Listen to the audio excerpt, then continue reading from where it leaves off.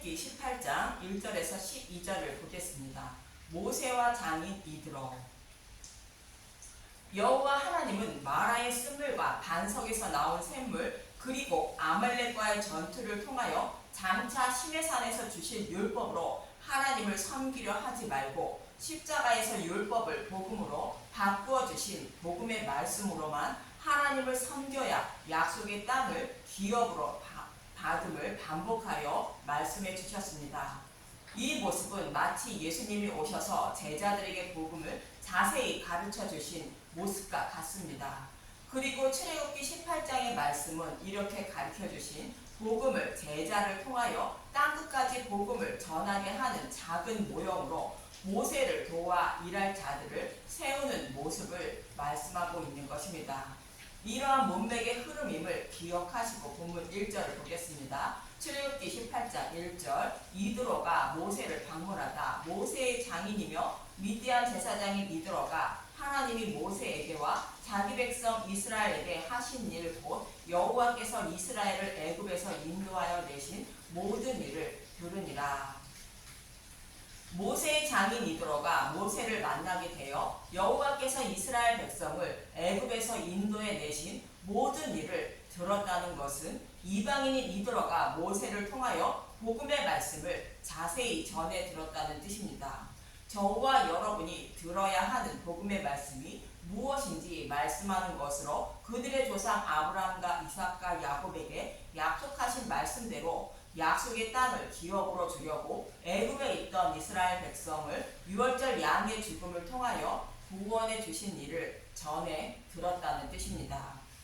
본문 2절을 보겠습니다. 출애굽기 18장 2절 모세의 장인 이드로가 모세가 돌려보냈던 그의 아내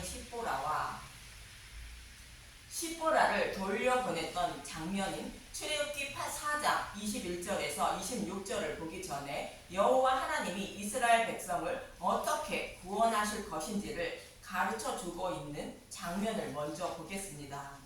출애굽기 4장 3절 여호와께서 이르시되 그것을 땅에 던지라 하시매 곧 땅에 던지니 그것이 뱀이 된지라. 모세가 뱀 앞에서 피하매 여호와께서 모세에게 이르시되 내 손을 내밀어 그 꼬리를 잡으라. 그가 손을 내밀어 그것을 잡으니 그의 손에서 지팡이가 된지라. 지팡이가 뱀이 되는 모습은 언약의 말씀대로 육신의 몸을 입고 오신 예수님이 우리의 모든 죄를 지신 모습을 말합니다. 그 지팡이가 요술사들의 지팡이가 뱀이 된 것을 삼키는 모습은 예수님이 십자가에서 사탄의 머리를 밟는 모습을 말하고 모세가 그 뱀의 꼬리를 잡으니 지팡이가 된다는 것은 예수님이 십자가에서 죽으시고 부활하실 것을 말하는 것으로 약속하신 말씀대로 예수님이 죽으시고 부활하신 복음의 말씀으로 바로의 노예로 살아가는 이스라엘 백성을 구원하실 것을 말씀하는 것입니다. 이어지는 6절에서 7절을 보겠습니다. 출애굽기 4장 6절 여호와께서 또 그에게 이르시되 내 손을 품에 넣으라 하시매 그가 손을 품에 넣었다가 내어보니 그의 손에 나병이 생겨 눈같이 된지라. 이르시되 내 손을 다시 품에 넣으라 하시매 그가 다시 손을 품에 넣었다가 내어보니 그의 손이 본래 살로 되돌아왔더라. 이 말씀은 아담과 하와가 선악과를 먹어 죄를 범함으로 하나님 품에서 추방되어 사탄의 노예로 살아가는 모습이 모세의 손을 품에 넣었다가 내어보니 그의 손이 나병이 생겼다는 것이며 이렇게 나병이 걸린 아담과 하와를 곧 교회를 사탄의 머리를 밟은 십자가를 통하여 구원하여 하나님 백성으로 삼아 주신다는 뜻이 손을 다시 품에 넣었다 내어보니 본래 살로 되돌아왔다고 말씀하는 것입니다. 이렇게 복음으로 구원하실 것을 모세에게 잘 가르쳐 주신 여호와 하나님은 모세를 애굽으로 보내게 됩니다. 출애굽기 4장 21절 보겠습니다. 여호와께서 모세에게 이르시되 내가 애굽으로 돌아가거든 내가 내 손에 준 이적을 바로 앞에서 다 행하라. 그러나 내가 그의 마음을 완악하게 한즉 그가 백성을 보내주지 아니하리니. 모세에게 가르쳐준 표적을 바로 앞에서 행한다고 해도 이스라엘 백성을 보내지 않는 것은 바로의 마음을 그대로 두신다는 것으로 오직 유월절 양의 죽음인 복음의 말씀으로만 사탄은 저와 여러분을 하나님께로 보내준다는 뜻입니다. 이어지는 22절에서 23절을 보겠습니다. 출애굽기 4장 22절 너는 바로에게 이르기를 여호와의 말씀에 이스라엘은 내 아들 내 장자라. 내가 내게 이르기를 내 아들을 보내주어 나를 섬기게 하라 하여도 내가 보내주기를 거절하니 내가 내 아들 내 장자를 죽이리라 하셨다 하라 하시니라. 이스라엘이 내 아들 내 장자라는 것은 십자가에서 값을 주고 산 하나님 백성이라는 뜻이며 내 아들 내 장자를 죽인다는 것은 십자가에서 사탄의 머리를 밟는다는 뜻으로 복음을 믿지 않는 자들은 반드시 심판하심을 말씀하는 것입니다. 이렇게 여호와 하나님은 유월절 양의 죽음인 복음으로 이스라엘 백성을 구원하시고 애굽 백성을 심판하실 것을 가르쳐 주시고 이어지는 24절에서 26절은 모세에게 이렇게 말씀하십니다. 출애굽기 4장 24절 모세가 길을 가다가 숙소에 있을 때 여호와께서 그를 만나사 그를 죽이려 하신지라. 십보라가 돌칼을 가져다가 그의 아들의 포피를 베어 그의 발에 갖다 내며 이르되 당신은 참으로 내게 피 남편이로다 하니 여호와께서 그를 놓아 주시니라. 그때 십보라가 피 남편이라 함은 할례 때문이었더라. 여호와 하나님이 모세를 죽이려 하는 것은 유월절 양의 죽음인 복음으로만 이스라엘 백성을 구원하게 됨을 영원히 잊지 않게 곧 마음판에 기록하려는 것입니다. 그런데 이 모습을 보고 있던 십보라가 그의 아들의 포피를 베어 모세의 발에 갖다 대며 피남편이라 했다는 것입니다. 여기서 포피를 베는 것은 예수님의 죽으심과 부활을 상징하는 것으로 애굽에 있는 이스라엘 백성은 예수님의 죽으심과 부활인 복음의 말씀으로만 곧 유월절 양의 죽음으로만 바로의 노예에서 해방되어 출애굽시킬 수 있다는 뜻입니다. 이 사실을 영원히 잊지 말아야 한다는 뜻으로 모세를 죽이려 한 것이며 십보라는 그의 발에 포피를 대며 피남편이라 했다는 것입니다. 피남편은 죽을 뻔했던 모세가 살아서 십보라의 남편이 되었다는 것으로 예수님이 죽으시고 부활하여 교회의 남편이 되셨다는 것을 모형합니다. 이처럼 여호와 하나님은 애굽에 있는 이스라엘 백성을 출애굽시킬 수 있는 방법을 곧 복음을 영원히 잊지 않게 하려고 모세를 죽이려 한 것이며 그 후에 모세를 애굽으로 보낸 것입니다. 이러한 일이 있은 후에 십보라는 집으로 돌아와 그동안 있었던 일인 복음을 아버지 이도로에게 잘 전해 주었을 것이며 모세는 여호와 하나님이 가르쳐 주신 말씀대로 이스라엘 백성을 출애굽시킨 것입니다. 이처럼 모세의 장인 이드로는 복음의 말씀을 자세히 전해 들었던 것입니다. 그리고 모세에게 두 아들이 있다고 하는데 본문 3절을 보겠습니다. 출애굽기 18장 3절 그의 두 아들을 데리고 왔으니 그 하나의 이름은 게르솜이라. 이는 모세가 이르기를 내가 이방에서 나그네가 되었다 하며. 여기서 게르솜은 소유지에서 쫓겨난 자들이 피난처라는 뜻을 가진 게르손이라는 단어에서 유래된 단어로 자신의 죄로 인하여 하나님 존전에서 쫓겨난 후에는 피난처인 하나님만 의지하고 천국을 소망하며 살아야 한다는 뜻을 담고 있습니다. 이어지는 본문 4절을 보겠습니다. 출애굽기 18장 4절 하나의 이름은 엘리에셀이라. 이는 내 아버지의 하나님이 나를 도우사 바로의 칼에서 구원하셨다 함이더라.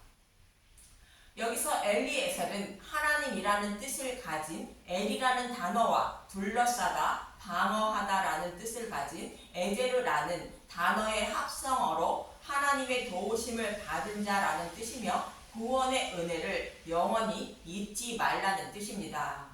이처럼 모세의 두 아들의 이름을 통하여 말씀하고 있는 것은 교회는 자신의 피난처 대신 하나님만 의지하며 구원의 은혜를 영원히 잊지 않고 살아야 한다는 뜻을 가지고 있습니다. 그리고 장인 이드로와 모세는 만나게 되는데 본문 6절에서 8절을 보겠습니다. 출애굽기 18장 6절 그가 모세에게 말을 전하되 내 장인다 이드로가 내 아내와 그와 함께한 그의 두 아들과 더불어 내게 왔노라. 모세가 나가서 그의 장인을 맞아 절하고 그에게 입맞추고 그들이 서로 문안하고 함께 장막에 들어가서 모세가 여호와께서 이스라엘을 위하여 바로와 애굽 사람에게 행하신 모든 일과 길에서 그들이 당한 모든 고난과 여호와께서 그들을 구원하신 일을 다 장인에게 말하매. 모세는 장인 이드로를 만나 그동안 있었던 일을 자세히 전한 것으로 여호와 하나님이 약속의 말씀대로 유월절 양의 죽음으로 바로를 심판하시고 이스라엘 백성을 구원해 주신 일인 복음을 자세히 전한 것입니다. 그러자 모세의 장인 이드로는 복음을 받아들이게 됩니다. 이어지는 9절에서 11절을 보겠습니다. 출애굽기 18장 9절 이드로가 여호와께서 이스라엘에게 큰 은혜를 베푸사 애굽 사람의 손에서 구원하심을 기뻐하여 이드로가 이르되 여호와를 찬송하리로다. 너희를 애굽 사람의 손에서와 바로의 손에서 건져내시고 백성을 애굽 사람의 손 아래에서 건지셨도다. 이제 내가 알았도다. 여호와는 모든 신보다 크심으로 이스라엘에게 교만하게 행하는 그들을 이기셨도다 하고. 애굽에 있던 이스라엘 백성을 구원하신 여호와를 찬송한다는 것은 모든 신들보다 크신 하나님임을 알게 된 것으로 모세가 전한 복음을 받아들였다는 뜻입니다. 이런 의미로 모세의 장인 이드로는 여호와께 제물을 드리게 되는데 본문 12절을 보겠습니다. 출애굽기 18장 12절 모세의 장인 이드로가 번제물과 희생제물들을 하나님께 가져오매 아론과 이스라엘 모든 장로가 와서 모세의 장인과 함께 하나님 앞에서 떡을 먹으니라.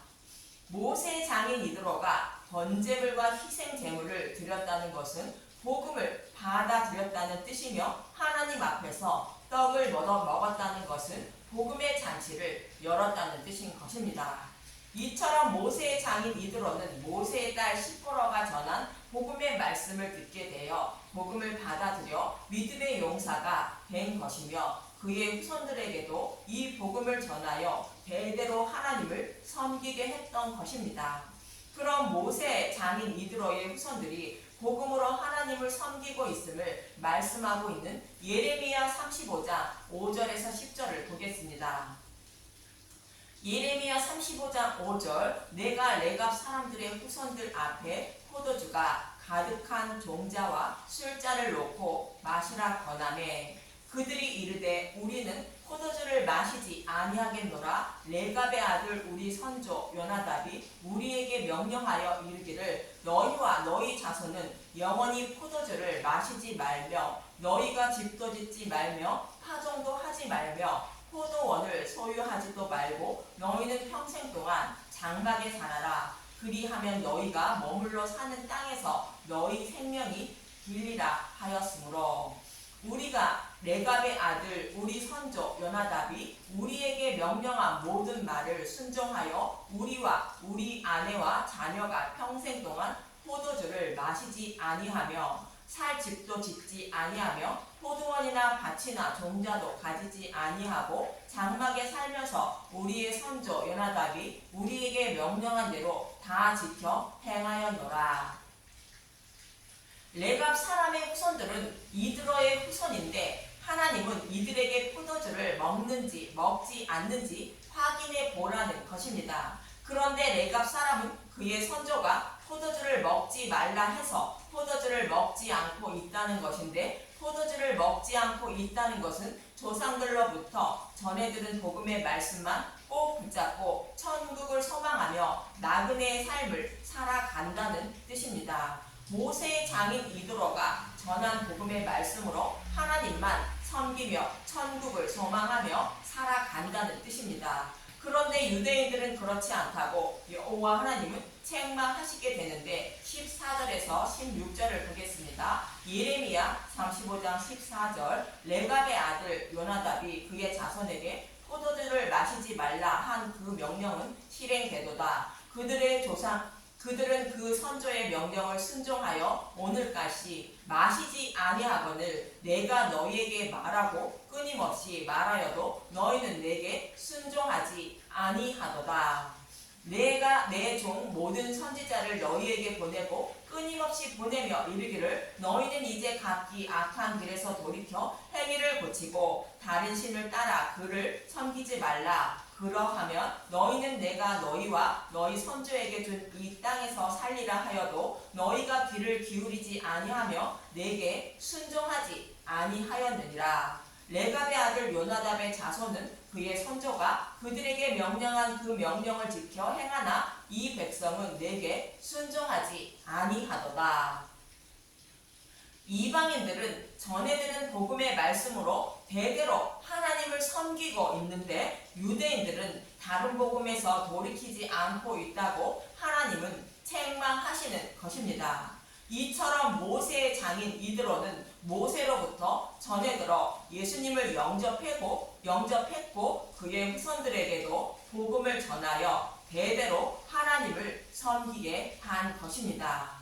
저와 여러분도 예수님의 제자들로부터 전해진 복음의 말씀으로 하나님을 섬기고 있음을 잊지 마시고 모세의 장인 이드로의 후손들처럼 복음의 말씀으로만 꼭 붙잡고 살아가는 분들이 되시길 간절히 바랍니다. 감사합니다.